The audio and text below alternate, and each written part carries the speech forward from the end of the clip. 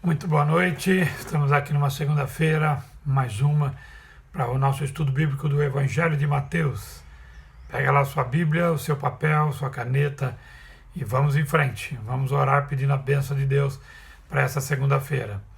Senhor nosso Deus, nosso Pai, muito obrigado, Deus, por essa segunda-feira de estudo bíblico. Obrigado pela vida de cada um dos irmãos, cada pessoa que tem participado e pedimos mais uma vez que o Senhor possa, Deus, falar conosco, nos ensinar através da Tua palavra. É a oração que fazemos agradecidos e fazemos em nome de Jesus. Amém. Amém? Muito bem. Terminamos a segunda-feira passada com um assunto muito interessante. Foi no capítulo 16. Quando a gente entra no capítulo 16 é quando Jesus está indo para Cesareia de Filipe e naquele lugar em Cesareia de Filipe, provavelmente subindo o Monte Hermon, então ele faz uma pergunta querendo saber o que as pessoas têm dito dele. E se vocês lembrarem, lá no capítulo 16 fala várias coisas, né? Uns falam que ele era João Batista, provavelmente porque João Batista havia morrido, então, quem sabe, imaginavam que ele era o João Batista voltando. Outros diziam que ele era Elias, por causa da profecia de Malaquias 4, 5 e 6, que diz que Elias viria antes do dia terrível do Senhor. Outros diziam que era Jeremias. Eu disse para vocês que o livro de Macabeus, segundo Macabeus, capítulo 2, dizia que Jeremias sairia da caverna com a arca e restauraria todas as coisas para o início do governo de Cristo. Então, apesar de ser um livro apócrifo, e nós não cremos que aquilo é inspirado por Deus, mas é uma história contada naqueles dias, então foi por isso que eles disseram a respeito de Jeremias. E pelo menos para não errar em nada, todo mundo sabia que pelo menos ele era um profeta. Então alguns dizem que você é um profeta. Então por quê? Porque no mínimo ele é um profeta, certo? Que veio falar. Bem, aí ele se dirige aos seus discípulos. E ele faz a pergunta, eu queria reler com vocês aqui. Mateus capítulo 16, versos 15 ao 17. Acompanha comigo. 15 ao 17. E vocês, perguntou ele, quem vocês dizem quem eu sou? Simão Pedro respondeu, tu és o Cristo, o Filho do Deus vivo. Respondeu Jesus, feliz é você, Simão, filho de Jonas, porque isto não lhe foi revelado por carne ou sangue, mas por meu Pai que estás nos céus. Então nós vemos aqui, quando Jesus pergunta, Pedro era um discípulo bem, não vou chamar de afoito, mas pode ser também, mas muito impulsivo, logo ele responde, né? Quem era Jesus, que ele era o Cristo, o Filho de Deus vivo. E só para lembrar com vocês, a palavra Cristo é Messias, o prometido. Então era uma afirmação muito importante, da qual o apóstolo Pedro, o discípulo Pedro, estava dizendo aqui para Jesus. E Jesus faz uma afirmação, né, para ele aqui no versículo 17, que quem o revelou não foi carne e sangue. Isso não é uma revelação humana, é uma revelação divina. Ou seja, Pedro conseguiu enxergar todos os textos do Velho Testamento sendo concretizados, sendo cumpridos na pessoa de Cristo naquela hora. E aquela revelação não foi humana, porque o que os homens estavam revelando até agora era uma contradição. Eles não concordavam, não declaravam que Jesus era o Messias. Aliás, pensando inclusive na liderança judaica, era justamente o oposto, né? Eles faziam exatamente o oposto. Tentavam combater, tentavam atacar Jesus nessa questão do que ele dizia ser o Messias. Então, continuando aqui o texto, depois dessa declaração importantíssima, fundamental, e como eu disse no final da aula passada, a interpretação desse versículo criou na história da igreja pontos muito diferentes, né? Surgiu ideias muito diferentes, e a gente vai ver aqui hoje. No versículo 18, agora presta atenção comigo. Eu lhes digo que você é Pedro, e sobre esta pedra edificarei a minha igreja, e as portas do Hades não poderão vencê-la. Quando Jesus falou, tu és o Cristo, o Filho do Deus vivo, ele fez uma declaração dizendo que Jesus era o Messias, o prometido de Deus. E então Jesus disse que quem revelou aquilo para ele não foi carne e sangue, mas foi o Espírito. E aí então Jesus faz uma declaração importantíssima. Na versão NVI está assim, como eu acabei de ler. Ele diz que você é Pedro, e sobre esta pedra edificarei a minha igreja, e as portas do Hades não poderão vencê-la. Muita gente tenta explicar esse versículo, e algumas pessoas tentam explicar como se Jesus estivesse fazendo um gesto. Ora, isso é apenas uma imaginação nossa. Nem o texto, nada nos dá nenhuma margem de dizer que Jesus estava fazendo algum tipo de gesto. Você é aquilo. O que a gente pode pegar é diante do original. Então eu vou dizer para vocês do original. E antes de eu dizer para vocês do original, aliás, vou dizer alguma coisa, mas antes de explicar exatamente, a palavra Pedro, no original grego, Petros, é nome indicado para um pedaço de rocha, uma pedrinha, que nem uma pedra pequena, certo? Bem pequena. E quando ele fala sobre esta rocha edificaria a minha igreja, a palavra lá, rocha, é pedra mesmo. Então tem Petros e Petra. Então, e é pedra mesmo, dizendo de uma grande pedra, de uma rocha mesmo. Então, tem várias interpretações sobre esse texto.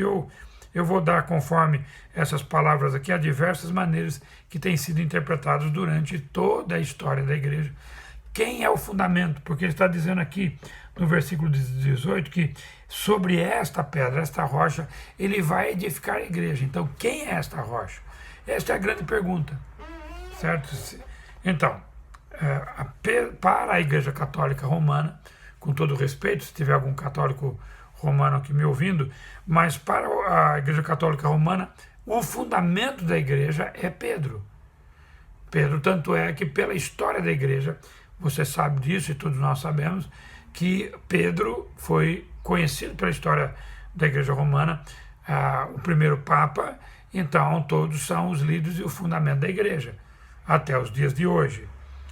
Para os pais da igreja, e quando a gente fala os pais da igreja, são os primeiros líderes da igreja, né? Tem vários dentro da própria Bíblia e também da história, que são conhecidos como os pais, os originadores, os que começaram a igreja, aquelas pessoas que, obviamente, Deus usou para começar a igreja. Então, eles dizem que Cristo é o fundamento. Então, a pedra, a rocha, é Cristo. Tem um outro pensamento que fala que é a deidade, ou seja, a divindade.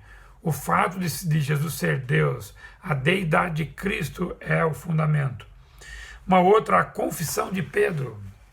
Não é o que ele confessou, nem ele, mas é a sua confissão, as suas palavras se tornam o fundamento da igreja.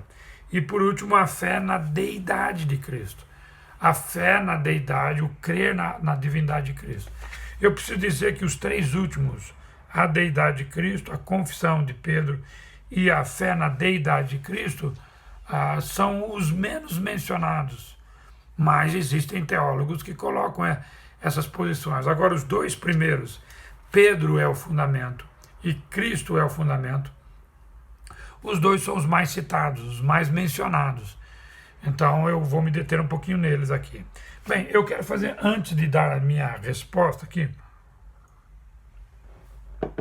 eu quero aqui fazer algumas considerações. Quero que você preste atenção nas considerações dentro desse texto. Mesmo que a gente gastar um pouquinho de tempo nesta aula sobre esse assunto, é muito importante, é importante que você entenda também. Primeiro, o personagem principal, quando você faz hermenêutica é a arte de interpretar a Bíblia. Então, quando você interpreta, quando você está fazendo uma hermenêutica, existe um texto muito difícil, então você precisa tomar algumas regras fundamentais, tá certo? Que são importantes, eu vou citar algumas aqui durante a minha fala para vocês. Bom, primeiro, quem é o personagem principal? Bem, se você ler todo o capítulo 16, inclusive a passagem que nós estamos estudando e a continuidade dela, não é Pedro que é o principal personagem. O principal personagem aqui é o próprio Cristo. Ele é o personagem principal de toda essa passagem, especialmente dos versículos 13 até o 28. Você pode ler lá depois. Quando fala sobre a rocha, quem é a rocha, agora eu vou dar uma outra regra importante. Bom, quando você tem uma dúvida de sobre o que está dizendo, você tem que separar quem que é o personagem principal, qual é o assunto principal para estar falando. Uma outra regra importante e fundamental da hermenêutica é que a Bíblia interpreta a própria Bíblia. Ou seja, se em outra passagem estiver falando sobre fundamento da igreja, a rocha, o fundamento da igreja, o que outras passagens estão dizendo? E acompanhe comigo aqui. O próprio apóstolo Pedro aqui, da qual alguns interpretam sendo ele o fundamento, o próprio Pedro se refere a Cristo como a rocha. Olha aqui em 2 Pedro, carta que ele escreveu, capítulo 2, verso 8. Vou ler aqui para vocês.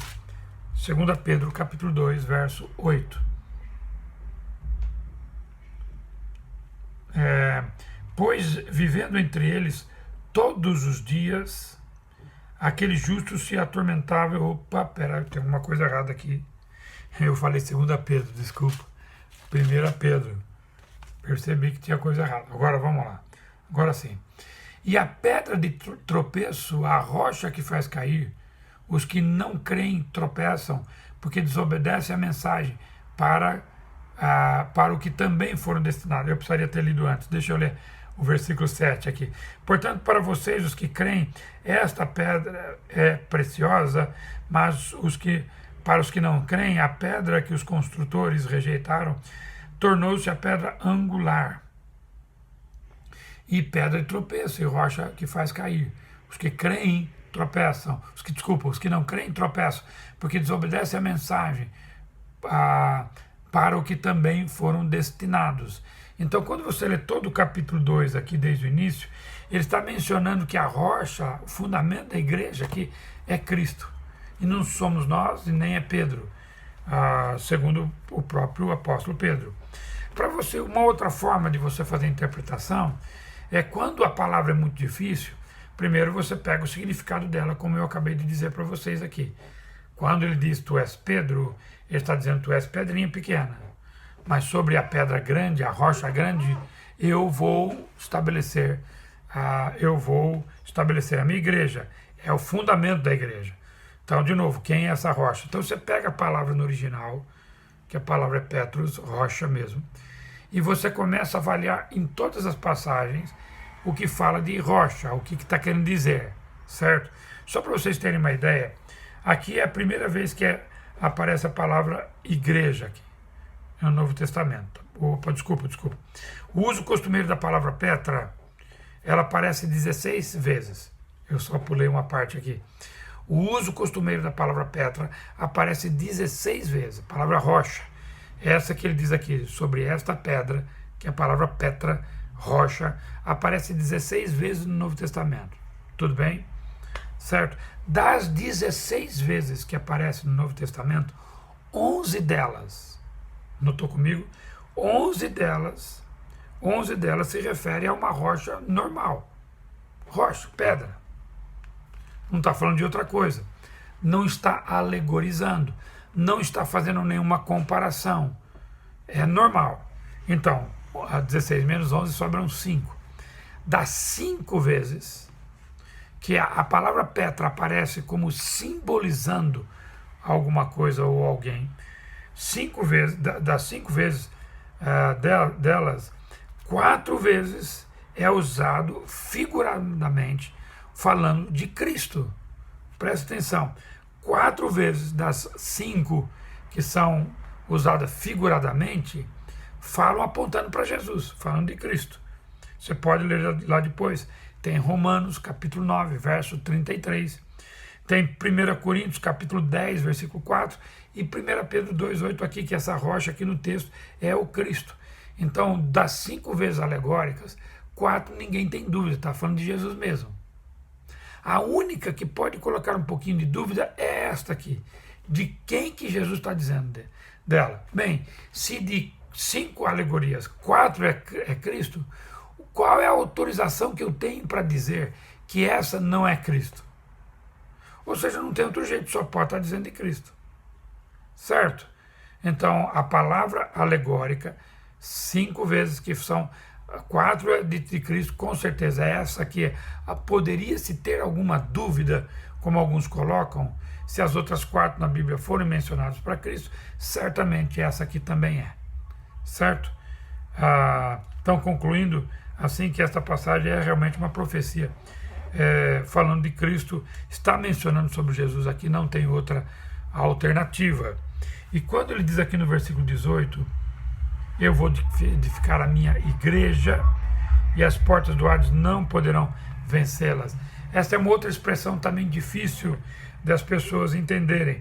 As portas do Hades, outra interpretação coloca as portas do inferno, porque a palavra Hades e inferno é a mesma palavra no original grego. Então, quando ele diz aqui, as portas do inferno não prevalecerão contra ela, o que significa isso também? É uma outra coisa importante para a gente mencionar aqui, tá bom? Bem, aqui é a primeira vez no Novo Testamento que é usada a palavra igreja. Nunca aparece antes, embora Israel tenha sido também chamado de igreja, porque a palavra igreja tem esse sentido de ajuntamento, congregação. Então a palavra no original grego é eclesia, eclesia. E essa palavra significa chamados para fora. Então, quando havia uma eclesia que estava chamando todos para fora. Vou dar um exemplo aqui para vocês. Quando o arauto é aquele que tocava trombeta para dar anúncio. Então, conforme o sonido da trombeta, as pessoas da cidade sabiam o que iria acontecer, se era uma guerra, se eram soldados vindo de guerra, ou seja o que for, ou uma reunião que teriam à porta da entrada da cidade. Para lembrar vocês, todas as cidades naquela época eram muradas, cidades. Todas as cidades tinham as sentinelas em cima dos muros, tinham seus reis, os seus prefeitos, que a gente podia dizer, né, seus reis de cada cidade. Então o arauto subia em cima do muro, normalmente tocava sua trombeta e dava o anúncio para a população. Então existia um anúncio que era a eclesia. Essa eclesia era quando era a cidade toda convocada para fora das suas casas, provavelmente na porta da cidade, para uma reunião comunitária, um anúncio, alguma coisa que gostariam de fazer. Então, o Espírito Santo usou essa expressão para chamar igreja. Então ele está dizendo que as portas do inferno não prevalecerão contra a igreja. Ele diz aqui no versículo 18 que ele vai edificar a igreja dele e as portas do inferno não vão prevalecer. Também algumas pessoas, quando usam essa expressão, as portas do inferno, alguns acham então que a igreja está com a porta fechada, né? E o inferno tentando entrar na igreja, então as portas do... Não é isso. O texto diz que as portas do inferno não vão prevalecer contra a igreja. Então as portas é do inferno e a igreja está tentando arrombá-la, porque esse é o grande papel da igreja. O papel da igreja é resgatar as almas que estão sob o domínio de Satanás, estão indo para o inferno. Então, aonde a igreja chega, então as portas do inferno se abalam, porque a igreja tem o papel de proclamar o evangelho da salvação e resgatar pessoas. Então, não é o inferno tentando entrar na igreja, mas a igreja tentando resgatar as pessoas que estão indo para o inferno para que possam ter o conhecimento da salvação, não é? Então esse é o significado aqui. E como eu disse, portas do inferno, inferno é mundo dos mortos, o inferno, é o Hades, né? É exatamente uma expressão muito usada aqui, muito usada por Jesus também, usada nas epístolas para falar de inferno e de Hades. Hades na realidade significa mundo dos mortos, né? Então é para onde as pessoas iam depois de morrer, né? Alguns iam para o inferno e outros iam para o paraíso, até que chegasse o momento onde o céu agora é a habitação de todos os salvos em Cristo Jesus. Todos aqueles que criam que o Messias viria e todos aqueles que creram que o Messias já veio vão para o céu diretamente hoje. Não há nenhuma parte intermediária, certo? Então, a palavra igreja, para vocês terem uma ideia, aparece no Novo Testamento 115 vezes, bastante, não é? E somente por 3 vezes nos evangelhos, e todas elas em Mateus capítulo 16, que nós estamos lendo, e o capítulo 18 também fala sobre igreja. Então, isso é para dizer que a igreja realmente começa a partir do Pentecostes e não antes dele. Nos evangelhos há uma profecia que ele edificaria a igreja, está no futuro. E essa igreja teria tanto poder que invadiria o domínio de Satanás e do inferno e resgataria as pessoas. Certo? Se alguém tiver alguma pergunta aí, manda para nós, tá bom? Continuando aqui o versículo 19. Bem, vamos lembrar aqui só para a gente colocar as coisas em ordem. Jesus está falando com Pedro. Pedro, tu és pedrinha pequena. Mas sobre a rocha, sobre a grande rocha, que é o próprio Cristo, eu vou edificar a minha igreja. Deus falando para Pedro isto. Né? Sobre Cristo eu vou edificar. Sobre a rocha eu vou edificar a minha igreja, certo? E as portas do inferno não vão prevalecer contra ela, porque a igreja vai avançar e vai resgatar as pessoas do inferno. E aí olha só como que entra no versículo 19, eu lhe darei as chaves do reino dos céus. O que você ligar na terra terá sido ligado nos céus, e o que você desligar na terra será desligado nos céus. Então, bem, de novo, nós estamos aqui olhando que a igreja vai continuar firme, poderosa, vai avançar, né? E agora ele está dizendo sobre a autoridade que ele é dado não só a Pedro, é também dado aos outros apóstolos, né? Dando a ele qual a autoridade? A autoridade de ligar e desligar. Ou seja, sobre os apóstolos tinham... Por que eu estou dizendo os apóstolos? Porque a mesma palavra que ele dá ao Pedro aqui, ele dá aos apóstolos. Você pode ler em Mateus 18, vou só ler aqui, é só virar a página, né? 18. Digo a verdade, tudo que vocês ligarem na terra terá sido ligado nos céus, e tudo que vocês desligarem na terra terá sido desligado nos céus. Aqui ele está dizendo para todos os apóstolos. Então ele diz para os apóstolos, se você ler também João capítulo 20, versículo 23, é a mesma coisa. Então essa autoridade não foi dada somente para Pedro, foi dada para todos os apóstolos. E realmente os apóstolos tinham uma autoridade fantástica. Você pode ver tudo. A Bíblia chama a doutrina dos apóstolos.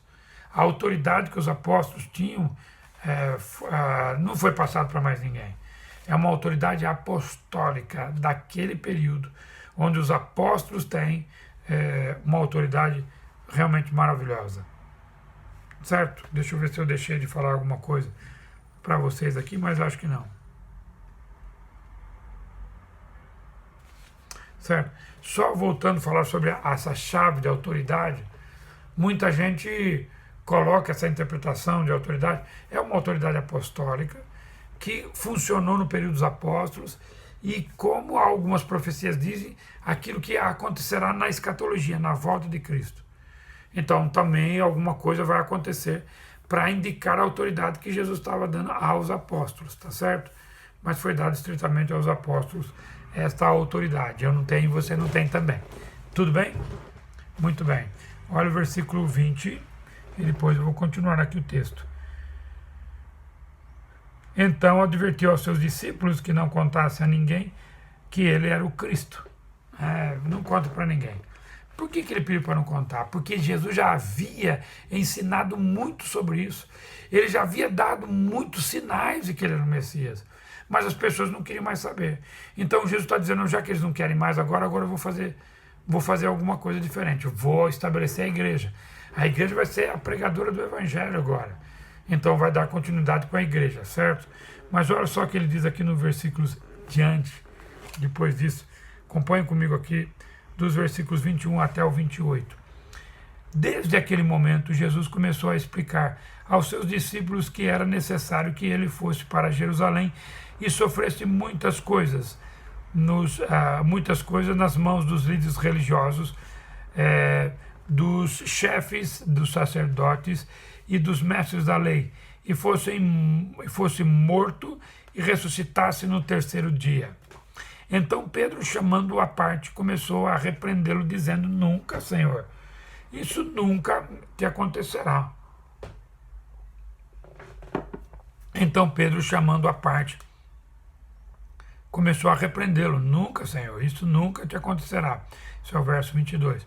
Verso 23, Jesus virou-se e disse a Pedro: para trás de mim, Satanás, você é uma pedra de tropeço para mim, e não pensa nas coisas de Deus, mas nas dos homens.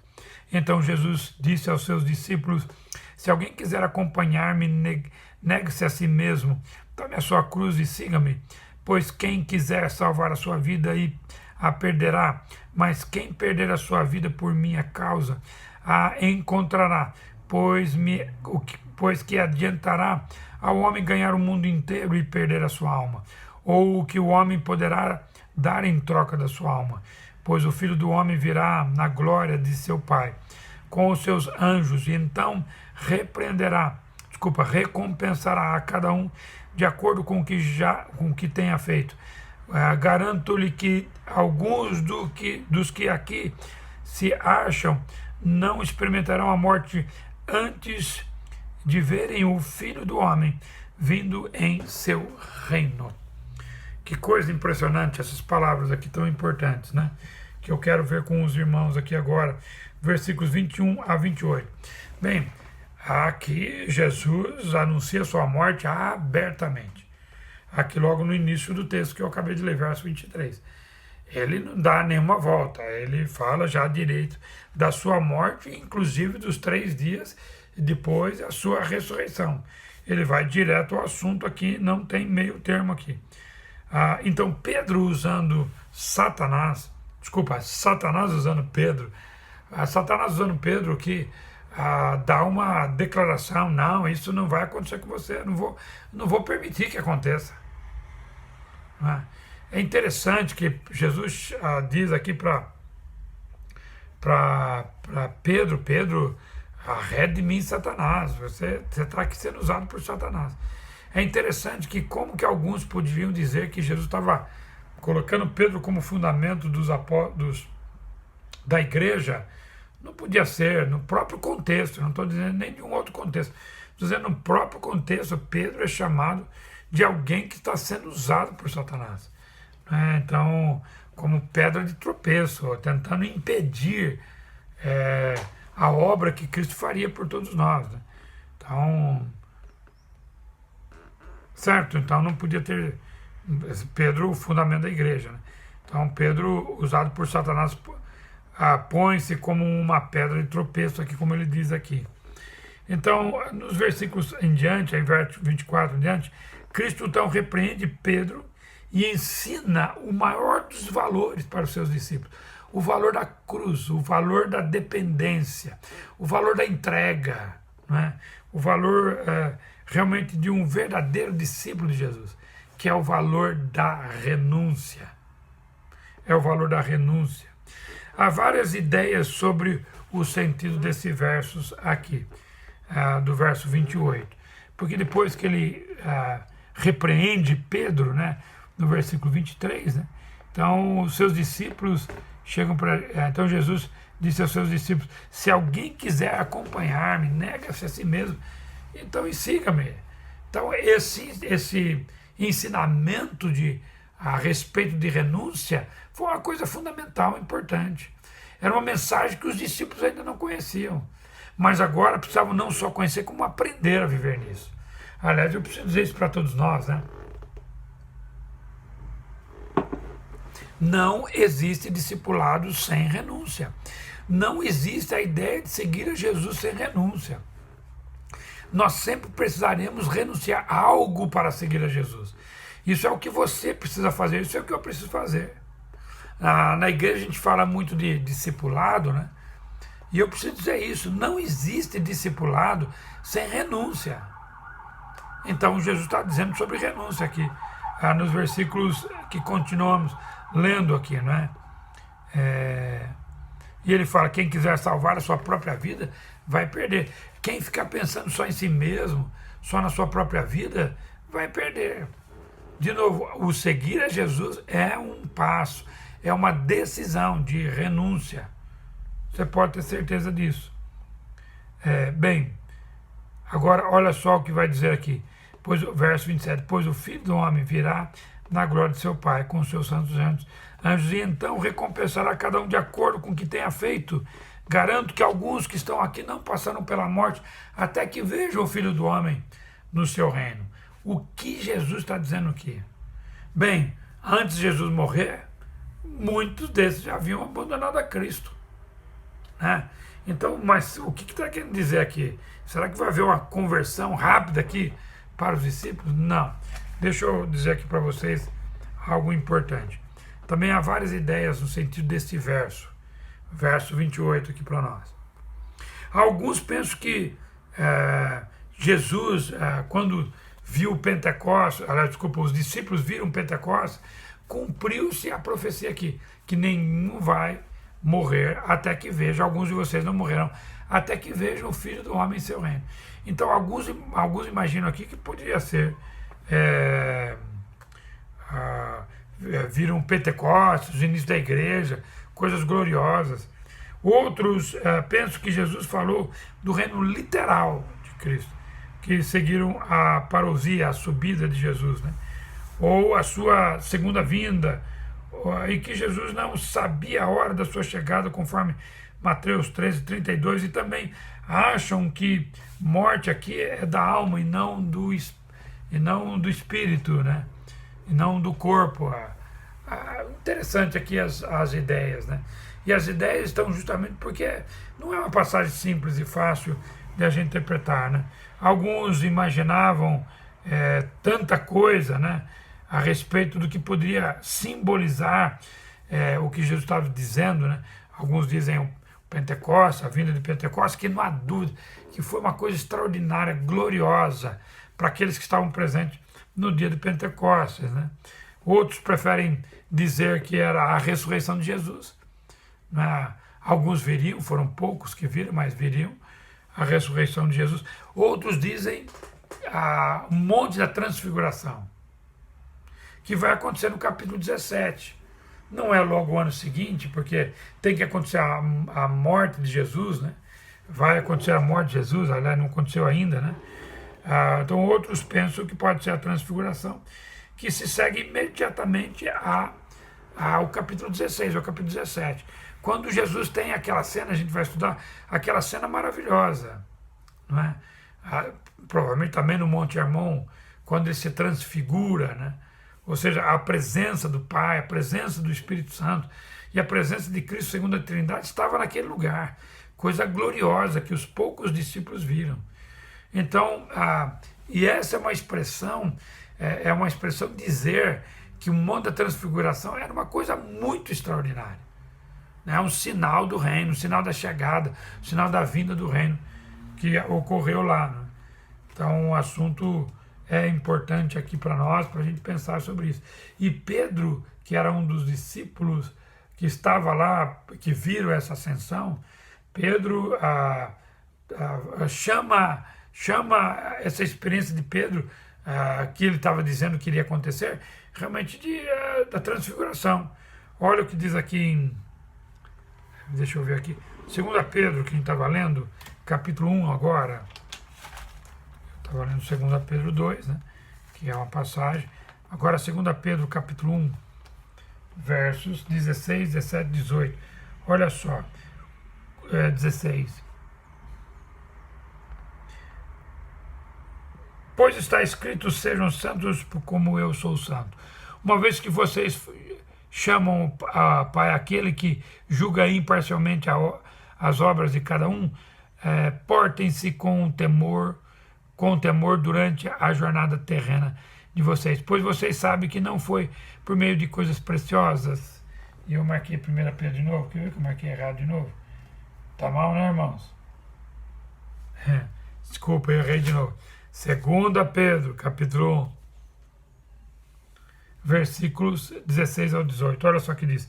De fato, não seguimos fábulas engenhosamente inventadas quando lhes falamos a respeito do poder e da vinda do nosso Senhor Jesus Cristo. Ao contrário, nós fomos testemunhas oculares da sua majestade, e ele recebeu honra e glória da parte de Deus Pai, quando da sua suprema glória lhe foi dirigida a voz que disse: esse é o meu filho amado, em quem me comprazo. Nós mesmos vimos essa voz vinda dos céus quando estávamos com ele no Monte Santo. Que coisa impressionante, né? Ele está dizendo da experiência do Monte Hermon. Está dizendo, a gente também viu o que estava acontecendo lá, viu a transfiguração, essa coisa gloriosa, né? Então, esse é o que algumas pessoas interpretam, e eu também interpreto desta forma, o Monte da Transfiguração, que vai ocorrer aqui, não é? Para nós. Então, o que vai acontecer, porque quando ele diz aqui no versículo 28, garanto que alguns não morrerão, está falando dos discípulos que iam ver Jesus no Monte da Transfiguração. Algo que ia acontecer logo após essa história aqui. E a gente vai estudar o Monte da Transfiguração na nossa próxima aula. Mas Jesus estava dizendo que alguns não viriam sua morte. E não viram mesmo. Não viram a morte até que vissem o Filho do Homem no reino da sua glória. Amém? Certo? Então a interpretação do versículo 28 para nós é esta. Né? Está falando do Monte da Transfiguração como um grande exemplo da vinda de Cristo, do reino, como seria apenas um sinal um pouquinho, mas esse é o grande objetivo também do Monte da Transfiguração. Certo? Muito bem. Muito obrigado pela sua presença aqui. Na próxima aula a gente entra no capítulo 17, tá bom? Vamos orar? Senhor, obrigado pelo tempo de estudo, obrigado pela vida de cada um dos irmãos. Obrigado, Deus, pela oportunidade de estudar a Tua Palavra juntos aqui. Que o Senhor continue nos abençoando. E realmente, ó Deus, possamos entender quem o Senhor é e viver aquilo que o Senhor é para cada um de nós, ó Pai. Dá-nos a Tua bênção no restante dessa semana e para cada um que está me ouvindo, esta oração que fazemos, e eu faço junto com eles aqui, e faço em nome de Jesus. Amém. Amém. Deus abençoe a vida de cada um e até a próxima segunda-feira. Um beijo no coração de cada um. Tchau.